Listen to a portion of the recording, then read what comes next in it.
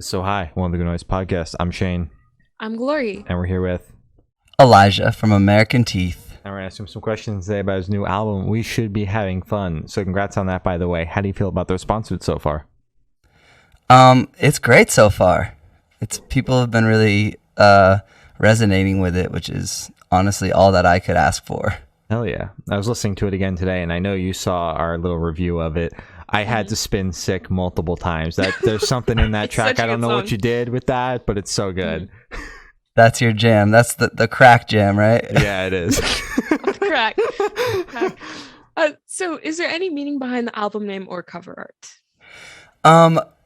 Yeah, so like a year ago, like in the midst of the lockdown and the pandemic, like the heat of it, I wrote down the phrase in my phone. I don't know if I thought it was going to be like a lyric thing or whatever. I do that often, but at one point I was just like, sometimes I'll just write things that I'm feeling or something that just pops up. And that was one of them. And at the time I felt like that was just kind of how I was feeling and like feeling isolated. And I kind of felt that like a lot of people were feeling that, and are still feeling that, I'm sure. And then recently when I was like putting the track list together and deciding on the order and kind of just like listening to it front to back to kind of get the overall vibe, and I was it's not a concept album by any means, but I wanted to kind of encapsulate the period of time that I was writing the album with some type of phrase or title for the album. And I came up with all these other names that I actually can't remember. I'm sure there's like a note somewhere of a bunch of terrible names. But this one, I went back through my notes because I do that often, and I came across this one and I was like, oh wait, like that's perfect. That's really just how it came together. And then kind of a different spin on the title and another meaning, at least personally to me, was like, I am always like happiest when I feel like I'm like being my child self, like just like having fun and like being playful and like just like not really like stressing about just like regular life shit that we all stress about. Yeah. And being creative and making music and making visual art and all kinds of stuff. Like I always feel like a kid when I'm doing that. And so I remembered like there was like a time when I was in like elementary school and we would make these little like diorama boxes and shoe boxes and like make these little like worlds inside them. Yeah. And it was always homemade. So I kind of like took that idea and hit my friend Naz up and told him, I was like, I want to make something like that, but like cooler. And I had this like picture of a volcano of this, there was another artist on Instagram that I followed who does like different visual artwork and stuff, and there was a picture that he had created that was like a person staring down into the pit of a volcano, like standing on the edge. And I was like, okay, maybe we can just blend this together and create that. And then my friend Naz and my friend Olive and myself got together and we like actually I got like a volcano kit and we built it and then we photographed it, so it's a real one. I have it in my apartment. No way. I love that. Yeah. That's very cool. I was gonna ask if we can see it, yeah. but will it like fall apart if you pick Wait, it up? well, maybe at the end or whatever. However you Okay. want. If you want to edit it, I could run and grab it. It's like right over here under Okay. my couch. All right. Yeah, you can go for can it. do it right now. I'm gonna Yeah. get 1 sec. Yeah. Hell yeah! Look at that! Hell Oh my yeah. god, that's so cool. I love it. Yeah. So it's like an actual volcano, and there's like all these little things as you can see, and then Oh shit! No way. yes. Hell yeah! So That it is so exists in real life. I love that. That's amazing. Very cool. How long did that take you to do? A night we just like got together at Naz has like an art studio. I call Naz like the like Andy Warhol of like the LA alternative scene, because they're like this just super creative person who does just incredible work and just like brings together all these like weird artists and stuff. So Okay. shout out Very Naz and Olive. Shout out Hell to yeah. Olive. So can you tell us a little about your writing process for this album? Yeah. Colin and I did pretty much this whole album together. There were a couple other writers involved, including Fem and Dwayne for Sick. But there was one other producer that was a part of the project, Keith Varon, who I've worked with numerous times. But yeah, so it was like this kind of literally like 2-year process, honestly, of putting together songs and like writing a lot of songs that just didn't really make sense or like didn't really fit what I wanted to see American Teeth's sonic world be. Mm-hmm. Yeah. But I would say like, yeah, over the course of like 2 years, we probably wrote like 50 or 60 songs. God damn. Ooh, wow. There's a lot of unreleased stuff that just like didn't quite work at the end. But yeah, so it's like this kind of like combination of all of these little blips in time. And it's all like very personal to me because it's kind of like my lyrical vision, I would say. And, you know, some of it is like about a breakup or multiple breakups in the same relationship that I was going through during that time. And just general things that I was feeling throughout the last couple years. But it's really like, I would say a majority of like the songs that made the record were just me and Colin Britton in his studio, just like working for days at a time. And we both do stuff with other artists and stuff outside of this project pretty consistently. So we would block off like 2 weeks at a time every month or so, maybe a month or two, and just go in and every day work 12 hours on stuff and just be like living in it. Okay. All right.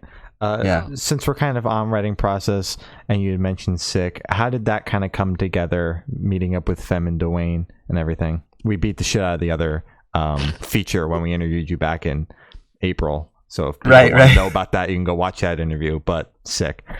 Yeah. So this one came together because this was actually put together by, I want to say, my manager, because I had never worked with Fem, but my manager kind of just presented the opportunity and was like, do you want to do a session with Fem and Colin? And of course, like I was already a fan of Fem's music, so I was super down. So this was the first session I ever had with her and Colin, and yeah, we somehow ended up with that song by the end of the day. That all happened in one day, and she's super talented, and it just like was such a fun experience writing together. And we had an empty verse at the end, and it felt like we wanted one more person on it. Mm-hmm. So at the time, Colin had been working with Dwayne for his stuff, and basically I was like, dude, I know you work with Dwayne. What if we like hit him up to see if he was interested? So we sent him the track, and I think like a couple days later, it might have been a week later, he came by the studio and just like listened to it and was super hyped, and then laid down a verse. It was just like came together pretty naturally like that. Okay, I like that. Wow, it's impressive. Yeah. All right. So I want you to tell us your favorite lyric off this record and the meaning behind it. Oh, it's like a really, oh God, you always give me the best questions, man. That always stun me. The first one, I'll tell you the first one that comes to mind. Okay. Mm-hmm. And it's like the most mundane lyric maybe, but it's in Talk, and it's, do you care if I light a cigarette here? I'm stoned. I want to know how your lips feel. Okay. All right. And it just feels very ordinary and like conversational. Mm-hmm. Yeah. So I don't know if that's my best lyric, but it's the first one that popped into my head. And like whenever that part comes on that song, I'm always just like, it always grabs me. So something about it. All right. Perfect. So what song on the album took longest to write, and which one is your personal favorite? Talk is Gonna Be Okay is my personal favorite. Okay. Because it feels like it's the most like tapped into like real, like my real emotion at the time. It like felt, that one was like very like, this is exactly how I feel right now, and I'm just like have to get it out. And like those ones typically are written very quickly and not overthought and just very like, and so for some reason that really sticks with me. Okay. And which one took the longest to write? I need to like visually look at things sometimes, so I'm just gonna pull up the album right now so I can just like look at the track list. All right. It's all good. Fix You. Hold on. Yeah, I think Fix You. Fix You, Okay. which was a single before, but is on the album. I think that was just like, it just kind of took me a minute to put together. Okay. All right. Yeah. Was there a particular reason why it took longer than all the other ones? For some reason, I think it was because for some reason I felt like a pressure to like make it like the best song I could possibly do, because the track had already been started by Colin and Alex from All Time Low. Oh, wow. It was something they had started a while back, and All Time Low wasn't going to use it, and I was like, oh, like I need to do this song justice. So it was kind of like, so it was just this empty slate, right? And I was like, I need to do like my best work now. And I think that doesn't always make the best song. I love that song. It doesn't always make the best song, but it definitely, adding pressure, I feel like in the songwriting process makes things a little bit more difficult. Definitely. All right. Yeah, Which just is a little bit. Yeah, which is like why I said Gonna Be Okay was like very like regurgitate. Just like I didn't even have to think about it. It really just kind of flowed out, and like typically those end up being like the best songs or getting the best response because it feels very like from the heart to the mic or whatever you want to say. Yeah. Okay. That makes sense. Completely get that. So how did the track list for this record come about? Did you write the opener to be an opener, closer to be a closer? Did you kind of shuffle it and then press submit? What was that like? I toiled over that for a while because it's really important, especially because it wasn't like a conceptual thing. It was important to me that like it would flow well as if like a good playlist would flow. Yeah. Especially because the songs don't all live in the same. They don't all sound the same, obviously. They kind of bounce around a little bit, but I wanted the overall flow of it to feel natural or just feel right, I guess. So I spent like over a week just like trying different like order and listening to in my car and then being like, oh no, this needs to be here, and just moving one song maybe and then listen to the whole thing. So it was definitely like a process of that. And then I got to the point where so To Be Loved, which is the last song, which is the like really drony one, was the first song I ever wrote officially with Colin, and that was the one that Monkey from Korn was in the room for. Wait. Lay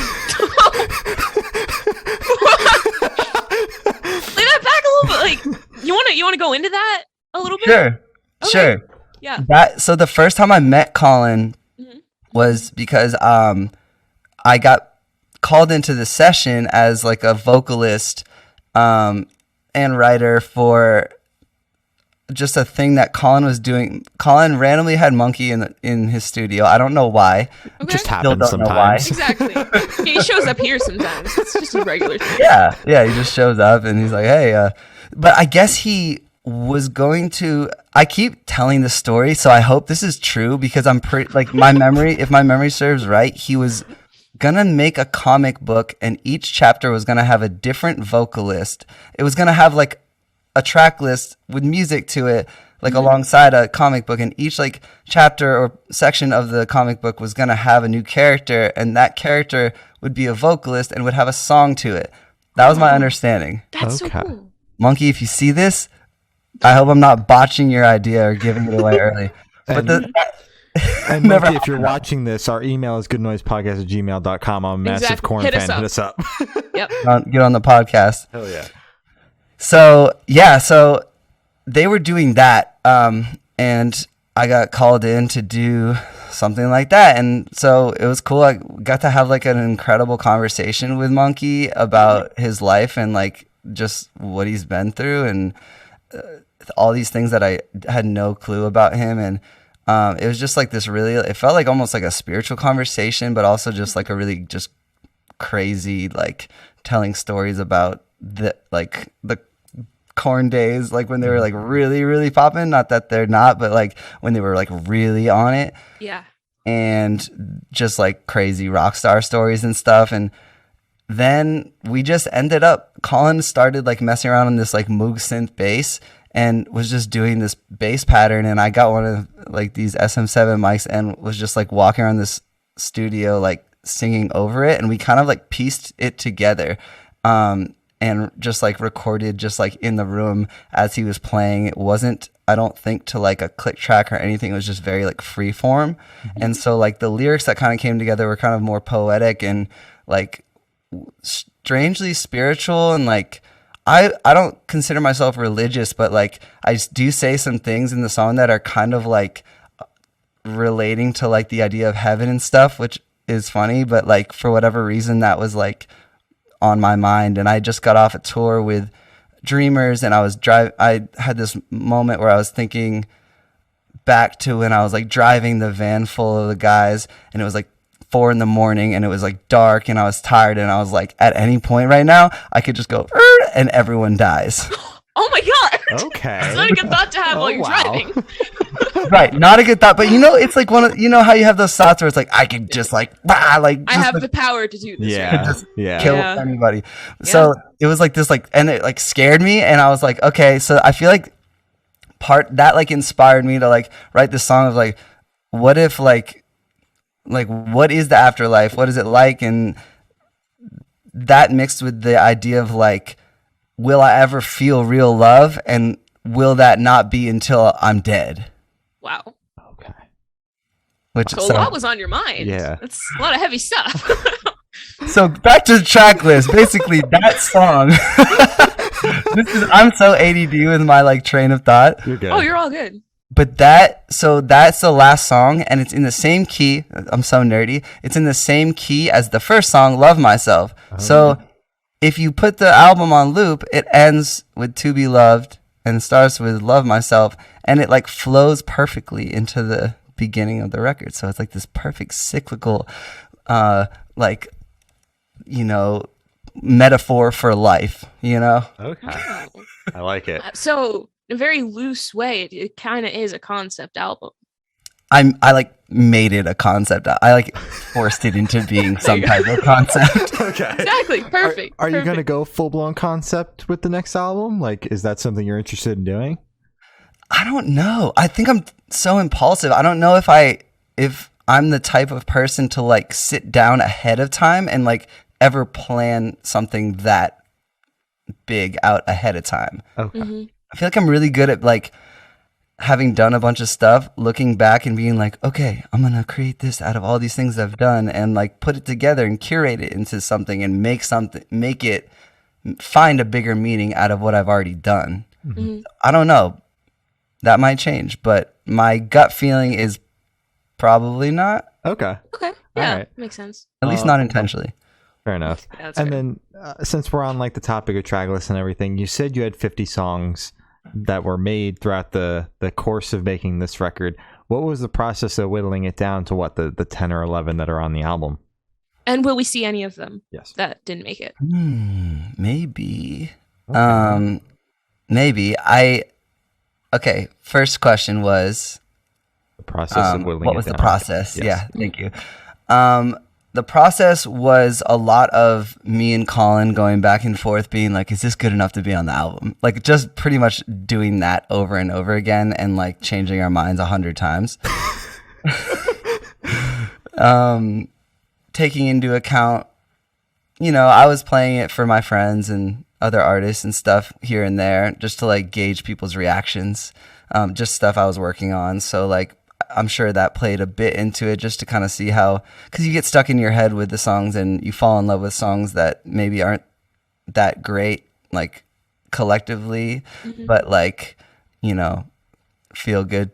So Talk was one of those songs that like we like kind of wrote off for a really long time, and we're like, oh, that just like doesn't fit on the record. It doesn't make any sense. But we also were like, we love that song so much because it's like just fun, and it was really fun to make, and we were just like we kind of took a more experimental approach to it. Like in the second verse, like it's the only time you ever hear Colin's voice, but if you hear how like the vocal is like weird and kind of choppy, it's because we like took turns just like doing a couple words at a time and then like stitched them all together. Yeah. And you can barely understand what the lyrics are saying. It's like kind of slurred and weird, but that was like kind of intentional. And it was just like, we were just kind of having fun with it. We're just having fun. Okay. And where was your headspace at while you were writing this album? All over the place. Okay.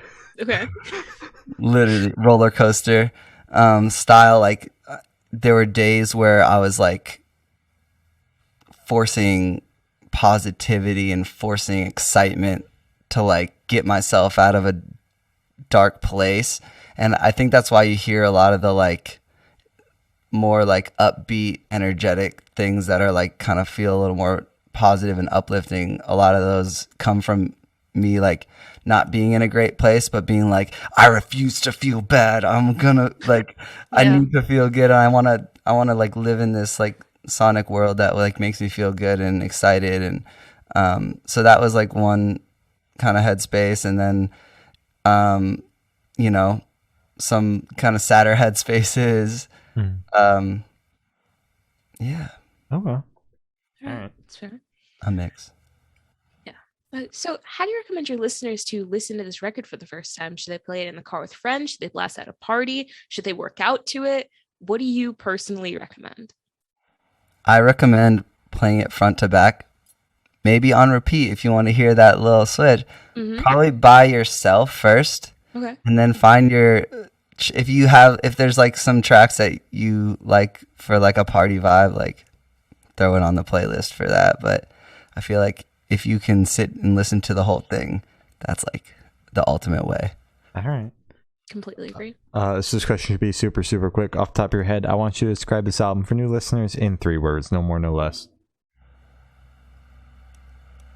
Exciting, nostalgic, yearning. Okay. Okay. All right. Perfect. So is there a certain feeling or emotion you want this album to invoke in your listeners? Hopeful. Okay. Elaborate at all, or do is you it want to self-explanatory? Like, it's okay if you don't. Hopeful that you can do whatever you want. Hopeful that you realize that you can do whatever you want.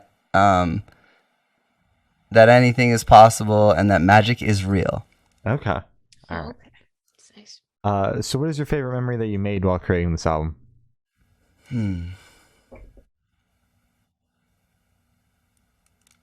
That stumped me. I mean, it was crazy to be in the room with Monkey from Korn, so I would say that's a highlight. Okay. All right. Okay. Cool. So for this question, I want you to picture you're on tour. You're at a gas station for a rest stop. You're going in. What is your snack of choice? Hot Cheetos. Ooh. All right. And paired with high cheese. Oh, okay. Yeah, it took me a second to remember what those were, but yes. All right. Yes, 100%. So for these last couple questions, we're going to shift away from music. So if you could be an animal for the rest of your life, what animal would you be and why? I would be a wolf. Because There you go. Because they are adventurous and they also are like communal and like have a pack and like they're not always alone, but they can be out like a lone wolf and out and alone and traveling and being an adventurer. Okay. Sure. So if you could have lunch with any artist or celebrity, dead or alive, who would it be and why? Chris Martin from Coldplay, because I am a giant fan of his songwriting. Okay. All right. Okay. They do be writing Interesting. some bangers. Yeah. Do be writing some bangers, yeah. Yeah. Fuck. What about Bob Marley?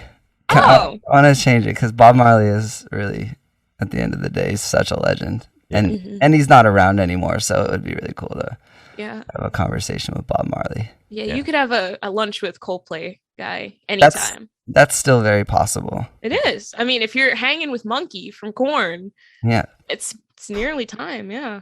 Yep. Manifest that. Manifesting. Honestly, yeah. So for this last question, boom, you're on death. Not death row. Okay. Almost. You almost got it. For this last question, boom, you're on a desert island. You can bring one movie, one person, and one album. Who and what are you bringing? The movie is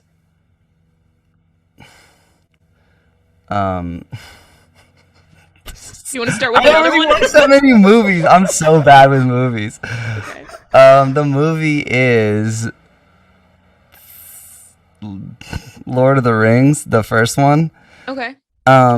The person is